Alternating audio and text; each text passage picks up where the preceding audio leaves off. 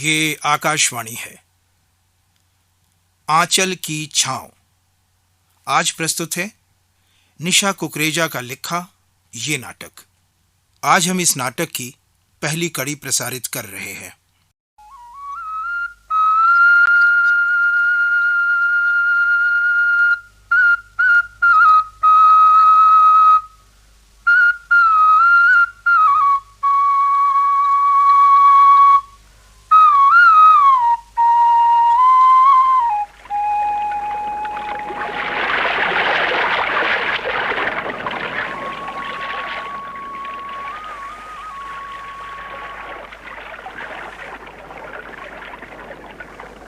पहाड़ी प्रदेश का वो सुंदर वातावरण, दूर तक दिखाई देती ऊंची नीची पगडंडी, उसके साथ साथ बहती छोटी सी नदी का निर्मल जल में से नदी के तल पर बड़े छोटे छोटे पत्थर ऐसे लग रहे थे मानो कोई नन्ही सी बच्ची नहा धोकर बैठी हंस रही हो।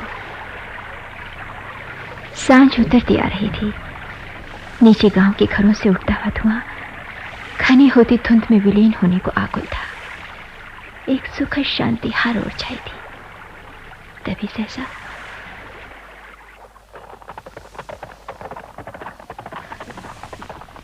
दूर पर नीचे से चढ़ता एक घुड़सवार दिखाई दिया। पहाड़ी के उतार चढ़ाव के साथ छिपता दिखता वो घुड़सवार घोड़े को एड़ लगा था मेरे पास से ऐसे निकल गया मानो उसने मुझे देखा ही न हो। घोड़े की तेज चाल से डरकर मैं एक ओर सिमट गई। अचानक घोड़ा फिसला और सवार जमीन पर आ गिरा। मैं जल्दी से उठकर उस ओर दौड़ी। आपको चोट तो नहीं लगी? क्या मैं आपकी मदद कर सकती हूँ? ये कमबख्त जोरावर है तो मेरा जानवर ही ना। आप मेरा हाथ पकड़ लीजिए, उठने की कोशिश कीजिए। मेरी टांग। मेरा हाथ पकड़ लीजिए ना। मुझे किसी सहारे की जरूरत नहीं। तुम क्या समझती हो मेरी टांग टूट गई? ये अभी ठीक है, मैं घोड़े पर चढ़ सकता हूँ। आप थोड़ा आराम कर लें। आराम? लड़की, मैं घोड़े पर चढ़कर ही आराम करूंगा। तुम जरा चढ़ने में मेरी मदद करो। जी, मेरा कंधा थाम लीजिए। ये लो, चढ़ के। तुम्हारा नाम क्या है? किरण। किरण, कहाँ रहती हो? मैं ज्योति निवास में काम करती हूँ। वो ऊपर बड़ा सा सफेद भवन देख रहे हैं ना आप, वहीं। तुम नौकरानी तो नहीं जान पड़ती? क्या करती हो वहाँ? मैं पढ़ाती हूँ। ज्योति निवास के मालिक राव राजा गजधर सिंह के घर एक अनाथ बालिका है पूनम, उसे पढ़ाती हूँ मैं। अच्छा, हाँ। एक बात बताओ, तुम्हें वहाँ रहना कैसा लगता है? बड़ी अच्छी जगह है, शांत और शांत? क्या तुमने उस जगह के बारे में कहानियां नहीं सुनी? रात के भयानक सन्नाटे में विचित्र डरावनी आवाजें, ऊंची बुर्ज की खिड़की में रोशनी, बंद कमरे में से भयानक कपा देने वाली हंसी। हो सकता है। तुमने कभी वो हंसी नहीं सुनी? मैंने कुछ नहीं सुना। स्वामी भक्त मास्टरनी, जिसकी अफवाहें फैलाने में रुचि नहीं। कबूल करो, ज्योति निवास में एक औरत भयंकर तरीके से हंसती रहती है। जी हाँ, किंतु मैं नहीं समझती कि उस बात को तूल दिया जाए। वो एक नौकरानी है गोमती। वो विचित्र सी बात है। पहले उस हंसी को सुनकर मुझे भी डर लगा था। मैं रात भर सो नहीं सकी थी, पर अब मैं आदी हो गई हूँ। और मेरे विचार से तो ये राजा साहब की महानता है कि एक ऐसी सेविका को घर में रहने की अनुमति दे रखी है। राजा साहब? ये राजा साहब कौन है?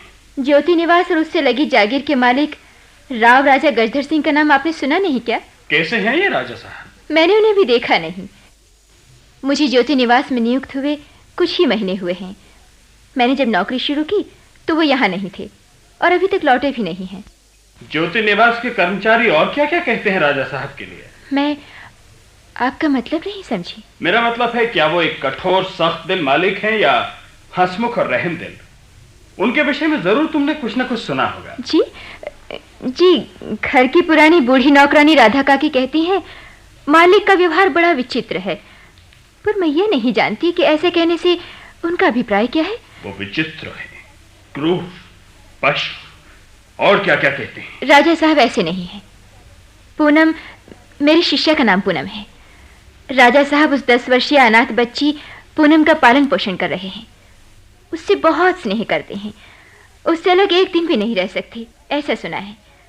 मुझे ये सब सुनकर लगता है राजा साहब अवश्य एक सहृदय और दयावान व्यक्ति होंगे। यदि तुम उनसे मिलो तो क्या तुम भी उन्हें पसंद करोगे?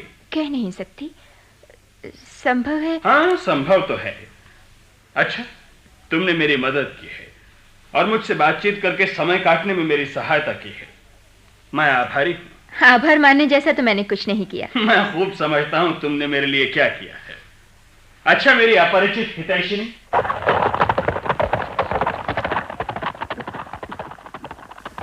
रोजमर्रा की एक रस जिंदगी की एक शाम, अचानक एक अपरिचित से भेंट और उसकी अजीब सी बातें सुनकर मुझे अच्छा लगा। सांझ उतरकर घनी होती जा रही थी। मैंने जल्दी जल्दी पांव बढ़ाए। रास्ते भर मैं उस घुड़सवार के बारे में ही सोचती रही। घर पहुंचकर जैसे ही मैं बड़े हॉल से होकर अपने कमरे की ओर जाने लगी तो राधा काकी ने कहा, किरण बेटी, मालिक राजा साहब आ गए हैं। क्या राजा साहब? हाँ, लगभग आधा घंटा हुआ है वो पहुंचे हैं। उन्होंने कहा है खाना खाने के बाद तुम उनसे उनके कमरे में मिल लेना। वो तुमसे कुछ बातें करना चाहते हैं। जाओ बेटी, हाथ मुंह धोकर साड़ी बदल लो। मालिक का भी कुछ पता नहीं चलता। क्या क्या कहते हैं। मैं अपने कमरे की ओर बढ़ चली। जल्दी से मुंह हाथ धोकर अपनी साफ धुली सफेद साड़ी पहनी, बाल ठीक किए और नीचे रसोई में पहुंच गई। राधा काकी के साथ भोजन किया। और तब कैसे होंगे राजा साहब? इस प्रश्न का उत्तर पाने के लिए मैं उनसे मिलने चल दी। राधा काकी ने धीरे से उनके कमरे का दरवाजा खोला। मैं स्तब्ध रह गई।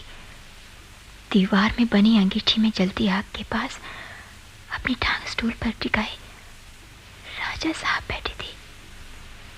राजा साहब, घंटा भर पहले मुझे मिला घुड़सवार राजा साहब ही थे। राधा काकी ने कहा, मालिक, किरण आई है। आओ किरण। जी जी। और निकट आ जाओ, आपके सर्दी काफी है। जी राजा साहब।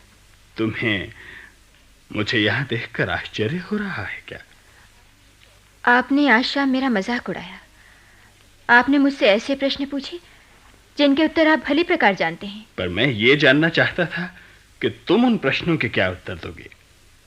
सच्चाई तो यह है कि तुम्हारे दिए उत्तरों से मैं तुम्हारे और अपने दोनों के विषय में बहुत कुछ जान गया। यदि तुम्हें पता होता कि मैं कौन हूं तो तुम क्या मुझसे वैसे ही स्पष्टवादिता से? तब तो आप वास्तव में मेरे विषय में अच्छी तरह जान गए हैं। मैं एकदम स्पष्टवादी हूं। पर अभी परीक्षा पूरी कहां हुई है। किरण, मेरे चेहरे को गौर से देखो और बताओ, क्या मैं सुंदर कहा जा सकता हूं? बताओ। जी नहीं। किस निश्चिंतता से तुम ऐसे क्रूर उत्तर देती हो। जी, मैं क्षमा चाहती हूँ। घबराओ नहीं, मुझे आलोचना से घृणा नहीं। हाँ, मैं शर्मिंदा हूँ। किस बात पर?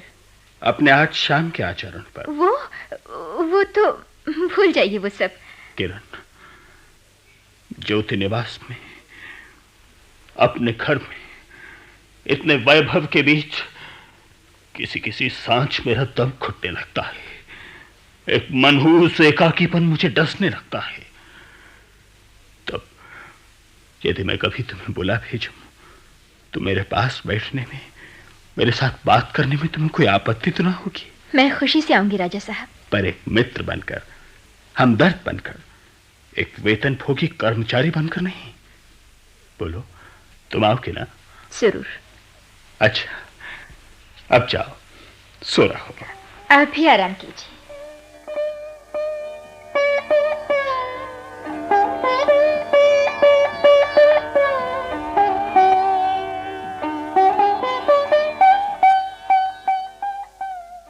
है तो विचित्र सी बात, पर उसी समय से एक अनजाना आकर्षण मुझे राजा साहब के विषय में सोचने को मजबूर करने लगा। कई सप्ताह बीत गए। हर शाम मैं राजा साहब के कमरे में जाकर आग के पास बैठती और तब मुझे ऐसा लगा मैं राजा साहब से प्यार करने लगी हूँ। उनके कमरे से लौटने के बाद मैं बिस्तर में करवटें बदलती रहती। एक रात करीब 2 बजे होंगे। अंधेरे में बिस्तर पर पड़ी मैं करवटें बदल रही थी कि मुझे लगा मेरे दरवाजे के बिल्कुल बाहर पगली खड़ी हंस रही हो। मैं डर से कांपकर बिस्तर पर उठ बैठी। वो विकराल हंसी बाहर बरामदे में दूर होती चली गई। फिर एकदम निस्तब्धता छा गई। मैं चुपचाप अपने कमरे के दरवाजे तक गई, ये देखने के लिए कि कहीं वो खुला तो नहीं। तभी मुझे लगा जैसे कुछ जलने की दुर्गंध आ रही हो। मैंने जल्दी से दरवाजा खोला। बाहर बड़े हॉल में धुआं ही धुआं भरा था। गौर से देखने पर मालूम हुआ कि धुआं राजा साहब के कमरे की ओर से आ रहा था। मैं भागी। उनके बिस्तर से लपटें उठ रही थी। मैंने सिरहाने रखी सुराही उन पर उलट दी और चिल्ला उठी, राजा साहब उठी ना। कौन है? निकल जा। क्या है? जल्दी उठिए। राधा काकी को शीघ्र बुलाना चाहिए। साफ साफ बताओ क्या हुआ। राजा साहब, मुझे कुछ जलने की दुर्गंध आई, फिर पगली गोमती की हंसी सुनाई थी। मैं दौड़कर यहाँ आई और आपको जगाया। आप जल्दी से राधा काकी को। नहीं, मैं जाकर उन्हें जगाती हूँ। ठहरो। राधा काकी को परेशान करने की क्या जरूरत है? पगली। घबराओ नहीं। और एक बात और, वादा करो कि आज इस समय जो कुछ हुआ है उसके बारे में किसी से कुछ ना कहोगे। जैसा आप कहें। अच्छा, मैं जाती। ठहरो किरण, तुमने मेरी जान बचाई है किरण। मैं तुम्हारा आभार मानता हूं। क्या तुम मुझे? यह तो मेरा कर्तव्य था राजा साहब।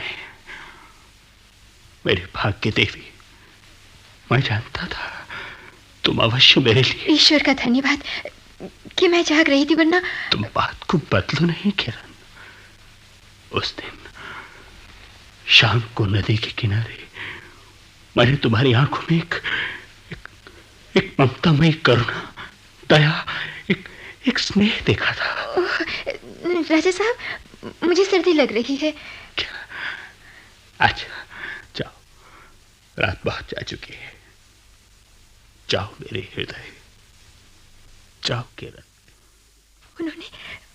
उन्होंने मुझे भाग्य देवी कहा था और कहा था मेरे हृदय। आगे क्या कहना चाहते थे वो? मैं बेचैनी से भोर का इंतजार करने लगी, केवल ये देखने के लिए कि वो सुबह मुझसे कैसे मिलेंगे। पर सुबह राधा काकी ने बताया, किरण बेटी, मालिक नीचे शहर चले गए हैं। हमें बहुत जल्दी ही सारे घर को नया रूप देना है। सफाई, झाड़ पोंछ, सजावट, कितना काम करना है हमें।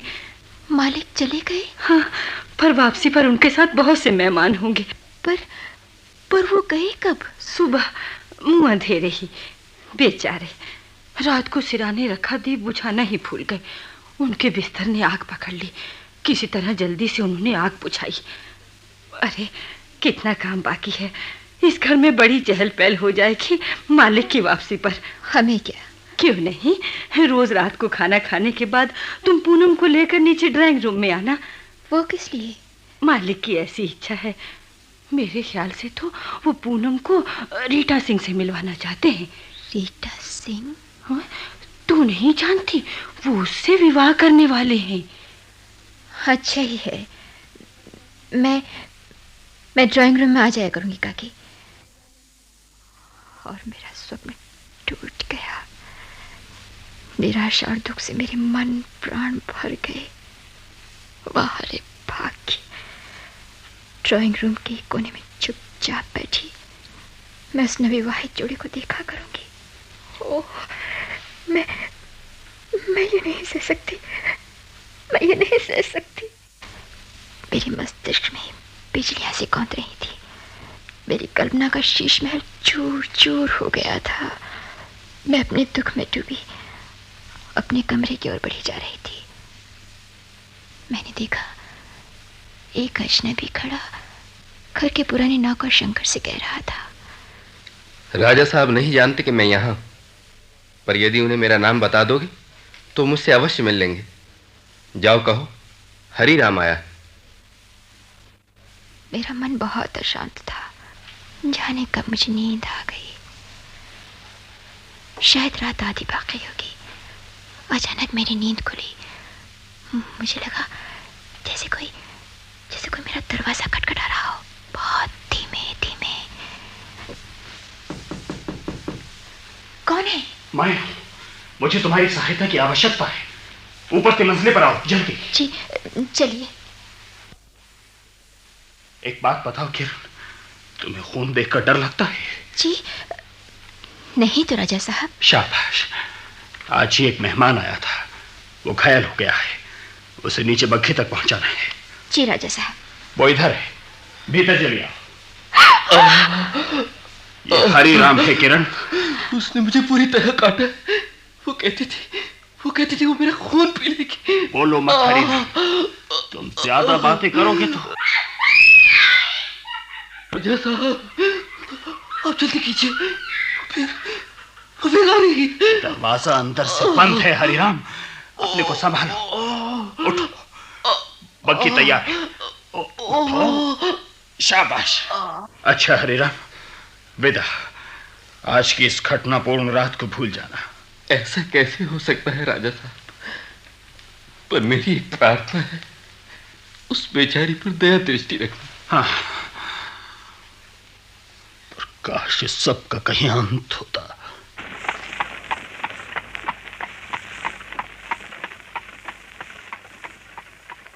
मैं एक बार फिर तुम्हारा ऋणी हुआ हूं किरण। आपकी सेवा करके मुझे, वो तो मेरा कर्तव्य है राजा साहब। मैं जानता हूं तुम्हें मेरे लिए कुछ करके बहुत सुख मिलता है।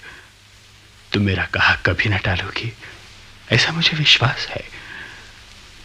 आज रात जो कुछ हुआ और जो कुछ तुमने देखा उसे अपने तक ही रखोगी ना? जी। एक बात और, तुम जानती ही हो कि जल्दी ही मेरा विवाह हो जाएगा। जी जी राजा साहब। अच्छा ये बताओ, तुम्हें रीटा सिंह कैसी लगी? अच्छी ना? जी हाँ, अच्छी हैं। क्या बात है?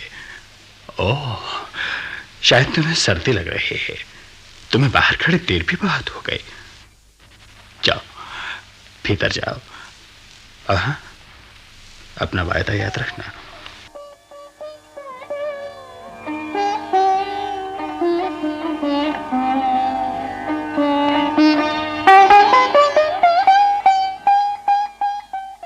अगली सुबह या उसके बाद आने वाले दिनों में मैं कैसे राजा साहब का सामना करूंगी, यही सोच सोच कर मेरा दिल बैठा जाता था। तभी मानो ईश्वर ने मेरी सहायता की। शहर में रहने वाली मेरी मौसी की यहाँ से खबर आई थी कि बहुत बीमार है और शायद बच न सके। मैं शहर के लिए रवाना हो गई। कई सप्ताह बाद मैं वापस लौटी। मन ही मन सोचती मेहमान जा चुके होंगे और शायद राजा साहब भी फिर नीचे शहर चले गए होंगे। जाने क्यों ज्योति निवास के निकट आते आते मेरे दिल की धड़कन तेज होने लगी। एक अनजानी चाह, एक अनोखी ललक मेरे मन में भर गई। मैं ज्योति निवास से लगे खेतों में से होकर बढ़ती जा रही थी। अचानक मेरे पांव जम गए। मेरे सामने दो खेतों को अलग करती मांग सरी की मेंढ पर राजा साहब बैठे थे। किरण, इधर आओ। नमस्कार राजा साहब। शाम के धुंधलके में पैदल चली आती किरण, जैसे कोई स्वप्न में चल रहा हो। किरण, पिछले 1 माह भर तुम कहाँ रही? आप शायद भूल गए, मैं अपनी मौसी के घर गई थी। वो बेचारी अब इस संसार में नहीं है। ओह, जो भगवान की इच्छा। क्या मैं तुम्हारा वापस ज्योति निवास आने पर स्वागत कर सकता हूँ? धन्यवाद राजा साहब। एक बात कहूँ, लगता है तुम मुझे बिल्कुल भूल गई हो। क्यों, सही है ना? जी नहीं तो राजा साहब, मुझे वापस यहाँ आने पर बड़ी प्रसन्नता है। तुम्हें ये स्थान पसंद है? जी हाँ। बेचारी किरण। क्यों? क्यों राजा साहब? क्योंकि बहुत जल्दी ही तुम्हें ज्योति निवास छोड़ देना होगा। तो क्या आपका विवाह जल्दी होने वाला है? हाँ, यही कोई 1 महीने तक। क्यों, तुम्हें यहाँ से जाने में दुख होगा? मैं कभी भी ज्योति निवास को भूल नहीं सकती, और नहीं आपको। हम दोनों केवल मालिक और वेतन पाने वाली उस्तानी नहीं, बल्कि अच्छे मित्र रहे हैं, है ना? बस कीजिए, मत कहिए कुछ। अरे, तुम रो रही हो? क्या तुम्हें यहाँ से जाने का इतना दुख होगा? काश मैं यहाँ कभी ना आती। ज्योति निवास नहीं, आपको छोड़ते हुए मुझे कष्ट हो रहा है। आपसे अलग होना, मैं आपसे अलग नहीं रह सकती। पर किसने कहा कि तुम मुझे छोड़कर जाओगे? आपने कहा कि मुझे जल्दी यहाँ से जाना होगा, और आप रीटा सिंह से विवाह करने जा रहे हैं। मैंने तो ये कहा था कि तुम ज्योति निवास से चली जाओगी और मेरा विवाह होने वाला है, पर रीटा सिंह से मेरे विवाह की बात आपने उस रात स्वयं ही तो कहा था। जहां तक याद पड़ता है, मैंने कहा था कि रीटा सिंह सुंदर और आकर्षक है, बस यही ना? तुमने भी यही माना था, पर इस सब का अर्थ ये तो नहीं कि बस कीजिए राजा साहब, मेरा मजाक न उड़ाइए। अब मैं आपसे बराबरी के दर्जे से बात कर रही हूँ। मेरा भी दिल है, दिमाग है। यदि मेरे पास रूप और धन भी होता तो आज आपको मुझे छोड़ने में उतना ही कष्ट होता जितना मुझे आपसे दूर होने में हो रहा है। तुम समझते क्यों नहीं किरण? तुम मुझे छोड़कर कहीं नहीं जा सकती। हम दोनों ही ज्योति निवास छोड़कर जाएंगे, पर मैं तुमसे विवाह करना चाहता हूँ। जी? क्या कहा? मुझसे विवाह? हाँ किरण, हम दोनों बराबर हैं, हम एक दूसरे के लिए बने हैं। मैं पूरी मर्यादा के साथ तुम्हारे सामने विवाह का प्रस्ताव रखता हूं। बोलो, तुम्हें स्वीकार है? आप फिर मेरा मजाक उड़ा रहे हैं। मेरा हाथ छोड़ दीजिए। छोड़ दीजिए। किरण, तुम्हें क्या हो गया है? रुको, क्या तुम्हें मुझ पर विश्वास नहीं? मेरे समझ में कुछ नहीं आ रहा है। कहो कि तुम मेरी पत्नी बनना स्वीकार करोगी। अभी बताओ।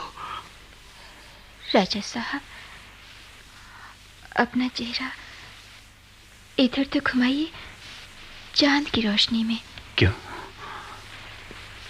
मैं आपका चेहरा अच्छी तरह देखना चाहती हूँ, जिससे मैं आप पर विश्वास कर सकूं। किरण, मैं तुमसे प्रेम करता हूँ। मैं तुम्हें कैसे विश्वास दिलाऊं कि मुझे स्वीकार है। ओम गणानां त्वा गणपतिग्वं अवामहे निधीनां त्वा निधिपतिग्वं। ये विवाह नहीं हो सकता, इसमें एक भारी अड़चन है। शांत शांत। कौन महाशय बोले थे अभी? पंडित जी, अपना काम कीजिए। क्षमा चाहता हूं राजा साहब, जब तक बात साफ न हो जाए मैं ये कार्य संपन्न नहीं कर सकता। मेरा नाम हरिराम है। मैं साबित कर सकता हूं कि राजा साहब की पहली पत्नी जीवित है। ये कैसे हो सकता है? मैंने तो कभी किन्हीं रानी साहिबा का जिक्र नहीं सुना, और मुझे यहाँ मेरी बहन है। मैंने कुछ महीने पहले उसे ज्योति निवास में देखा था। और कितना सुंदर स्वागत किया था उसने तुम्हारा। तो आप इस बात को मानते हैं राजा साहब कि आपकी पत्नी जीवित है? हाँ, मैं मानता हूं। पिछले 15 सालों से इस राज को अपने दिल में छिपाए रहा, किंतु अब आइए मेरे साथ, चलिए ज्योति निवास और मिलिए मेरी पत्नी से। वो ज्योति निवास में रहने वाली पगली, जिसके बारे में सारे इलाके में गुपचुप बातें होती हैं, ये है मेरी पत्नी रानी साहिबा। देखिए, सभी देखिए और अपने आप से पूछिए, यदि आप मेरी जगह होते तो क्या करते?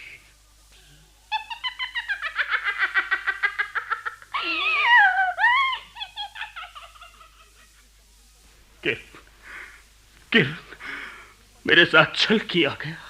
उसके वंश में पागलपन का रोग था, पर मुझे विवाह से पहले कुछ नहीं बताया गया। राजा साहब, ईश्वर आपकी रक्षा करे, आपका और अधिक अमंगल न हो, और नहीं आप कोई और पाप करें। मुझ पर आपकी जो करुणा रही है उसका फल भी आपको मिले, यही मेरी कामना है। तो क्या तुम मुझे छोड़कर चली जाओगी? मुझे जाना ही होगा राजा साहब। किरण, मेरी आशा, मेरा जीवन, मेरा प्रेम। मैं उसी रात ज्योति निवास छोड़कर चल पड़ी, चुपचाप। मेरी एक पुरानी सहेली ने शहर के स्कूल में मुझे काम दिलवा दिया, पर मेरे दुखी मन को कुछ चैन न मिला। महीने बीतते गए और साथ ही साथ जीवन को एक नए सांचे में ढालने का मेरा स्वप्न भी डूबता गया। मुझे विश्वास हो चला था कि मैं राजा साहब से अथाह प्रेम करने लगी थी। उनके बिना मुझे मेरा जीवन असह्य ऐसा लगा। मुझे लगता था जैसे मीलों की दूरी को चीर कर उनका प्यार मुझे पुकारता हो। मुझसे रहा न गया और मैं फिर लौट पड़ी ज्योति निवास की ओर।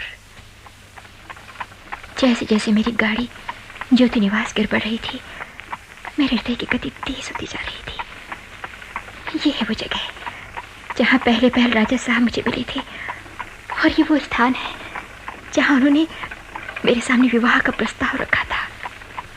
और ये सामने दिख रहे हैं ज्योति निवास के कंगूरे।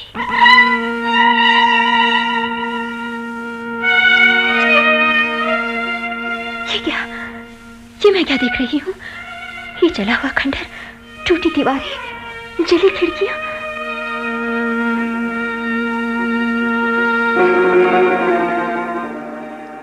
एक भयानक आशंका ने मुझे घेर रखा था।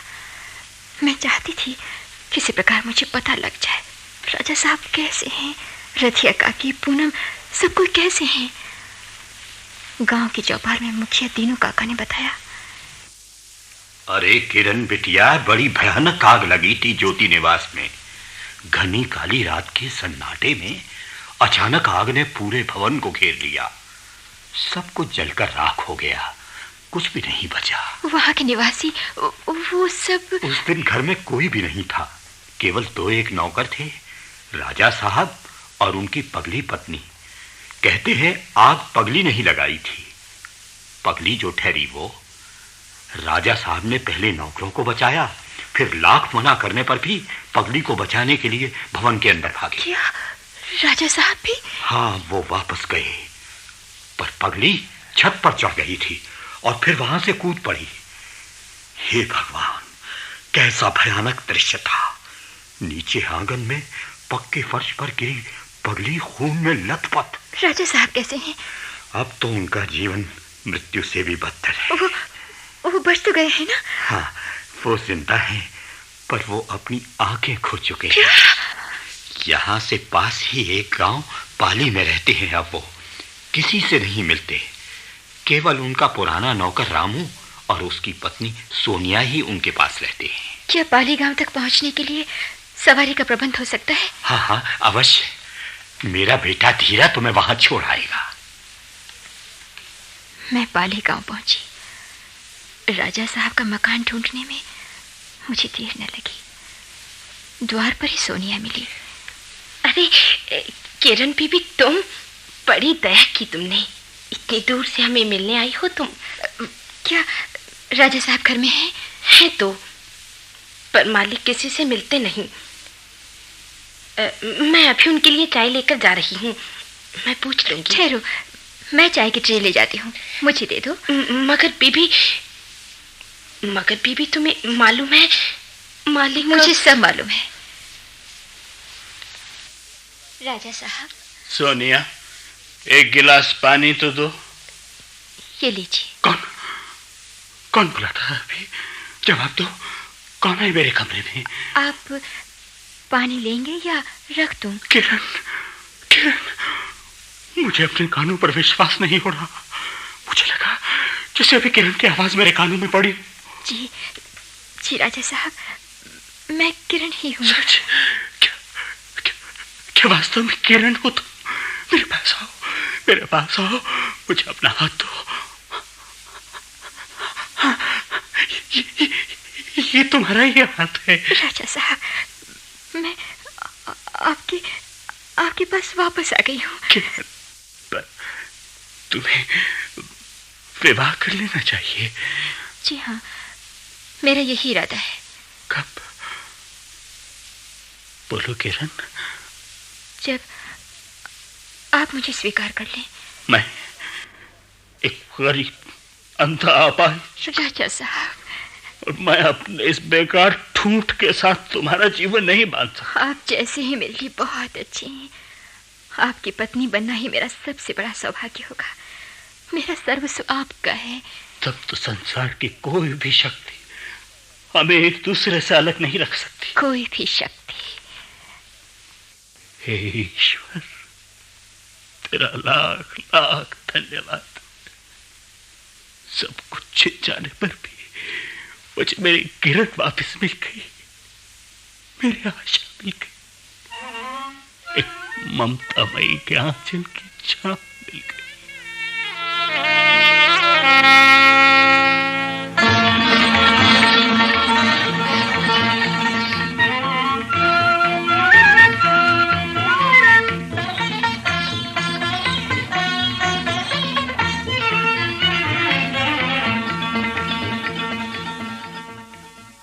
आंचल की छांव। अभी आप निशा कुकरेजा के द्वारा लिखा और उन्हीं के निर्देशन में तैयार किया गया ये नाटक सुन रहे थे। आज आप इस नाटक की पहली कड़ी सुन रहे थे। कल इसी समय इस नाटक की दूसरी और अंतिम कड़ी प्रसारित की जाएगी। इस नाटक की रिकॉर्डिंग हमें आकाशवाणी के ध्वनि अभिलेखागार से प्राप्त हुई।